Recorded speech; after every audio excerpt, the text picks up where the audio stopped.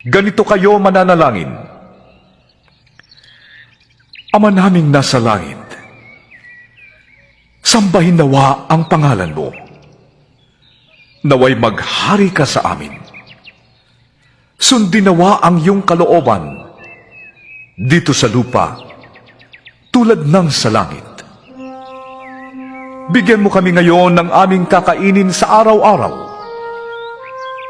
at patawarin mo kami sa aming mga kasalanan tulad ng pagpapatawad namin sa mga nagkakasala sa amin. At huwag mo kaming hayaang matukso, kundi iligtas mo kami sa masama.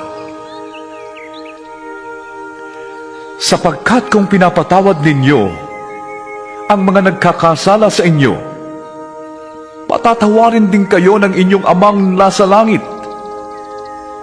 Ngunit kung hindi ninyo pinapatawad ang mga nagkakasala sa inyo, hindi rin kayo patatawarin ng inyong ama.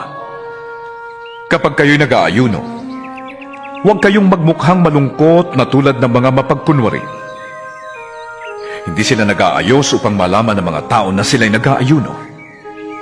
Sinasabi ko sa inyo, tinanggap na nila ang kanilang gantimpala.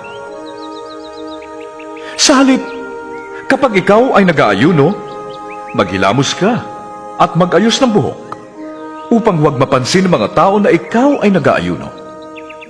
Ang iyong amang hindi mo nakikita, ang tanging makakaalam nito. Siya na nakakakita ng ginagawa mo ng lihim, ang siyang magbibigay ng gantimpala sa iyo. Huwag kayong mag-impok ng mga kayamanan dito sa lupa. Dito'y may naninirang bukbok at kalawang at may nakakapasok na magnanakaw. Sa halip, mag-impok kayo ng kayamanan sa langit. Dooy walang naninirang bukbok at kalawang at walang nakakapasok na magnanakaw. Sapagkat kung saan naroroon ang iyong kayamanan, ay naroroon din ang iyong puso. Sumainyo ang kapayapaan. Bakit kayo natitigilan? Bakit kayo nag-aalinlangan? Tingnan ninyo ang aking mga kamay at paa. Ako nga ito. Hawakan ninyo ako at pagmasdan. Ang multo ay walang laman at buto, ngunit ako'y mayroon, tulad ng nakikita ninyo. Ito ang tinutukoy ko nang sabihin ko sa inyo noong kasakasama pa ninyo ko. Dapat matupad ang lahat ng nasusulat tungkol sa akin sa kautusan ni Moises at sa aklat ng mga propeta at sa aklat ng mga awit. Ganito ang nasusulat: kinakailangang maghirap at mamatay ang Mesyas, at pagkatapos siya'y muling mabubuhay sa ikatlong araw.